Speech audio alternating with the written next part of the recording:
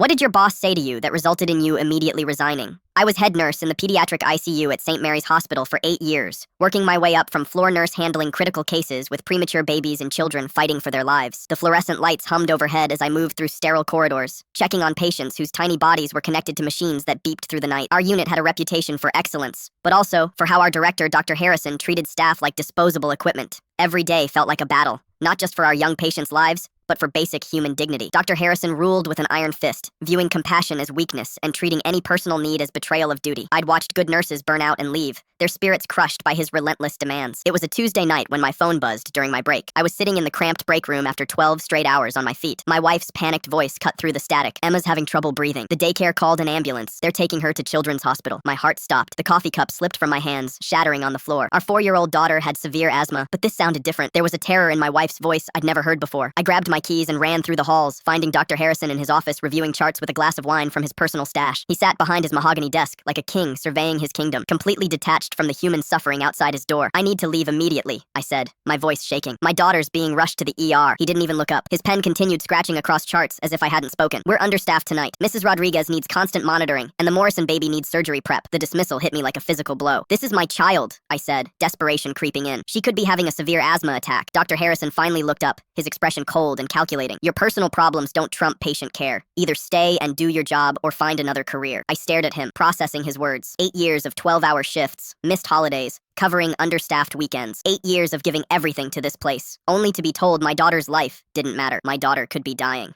I whispered. He shrugged and returned to his charts, taking a casual sip of wine. "That's not my problem. These children are my problem. Make your choice." The rage that filled me was ice cold, crystallizing into perfect clarity. I pulled out my ID badge and slammed it on his desk. "What are you doing?" he asked, suddenly concerned. "Choosing my daughter over your ego," I said, untying my scrubs top. "I quit." His face went pale. The wine glass trembled in his hand. "You can't just leave mid-shift. Who's going to handle the Morrison prep?" I smiled for the first time that night, feeling a weight lift from my shoulders. "You are. Good luck explaining to the parents why their baby's surgery is delayed because you wouldn't let a nurse see her dying child." I walked out while he was still sputtering. The night air hit my face as I pushed through the hospital doors, and for the first time in years, I felt like I could breathe. Emma was stable when I reached the hospital. Severe attack, but manageable with proper treatment. I spent the next week at her bedside, holding her small hand and watching her chest rise and fall with steady breaths. 3 days after I quit, my former colleague Sarah called with news. Harrison tried to handle the Morrison surgery prep himself and made a critical error. The family filed a complaint, and administration is investigating his entire management style. 2 weeks later, Children's Hospital offered me a position as head of their pediatric emergency department, double the salary, better hours, and a director who actually understood that nurses are human beings with families.